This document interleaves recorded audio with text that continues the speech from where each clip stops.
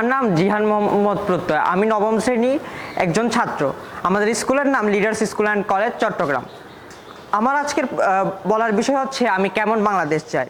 আমরা এমন বাংলাদেশ চাই যেখানে সকলে হবে সৎ, নৈতিকতা সম্পন্ন, মানবিকতা সম্পন্ন, জ্ঞানী, দক্ষ এবং শান্তিপূর্ণ। সকলে সকলের প্রতি সহযোগী ও সহমর্মী হবে এবং প্রত্যেকেই নিজ নিজ যোগ্যতা বলে তাদের কাঙ্ক্ষিত লক্ষ্যে পৌঁছে যাবে।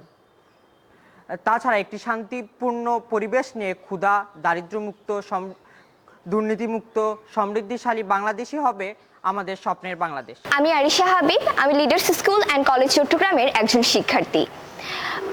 এমন একটি সমৃদ্ধশালী বাংলাদেশ গড়ে তোলার জন্য প্রয়োজন সৎ, জ্ঞানী ও দক্ষ জনগণ। আর এই জনশক্তি গড়ে তোলার জন্য দরকার শিক্ষা, প্রেরণা এবং ভালো মানুষ গড়ে তোলার উদ্যোগ।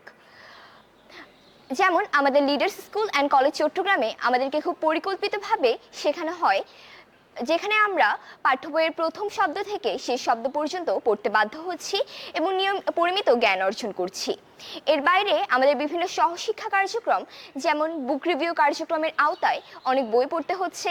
পাবলিক স্পিকিং ও সৃজনশীল লেখনের মাধ্যমে আমরা বিশ্লেষণধর্মী সৃজনশীলতা এবং অন্যান্য বিষয়ে দক্ষতা অর্জন করছি। এভাবে আমরা জ্ঞান অর্জনের পাশাপাশি বিভিন্ন কার্যক্রমে নৈতিকতার চর্চা করে থাকছি। যেমন আমাদের প্রতিটি অধ্যায় পাঠের শেষে সারমর্ম ও প্রয়োগ লেখনের মাধ্যমে আমাদের শেখানো হয় অর্জিত জ্ঞান কিভাবে নৈতিক ক্ষেত্রে কাজে লাগাতে পারি।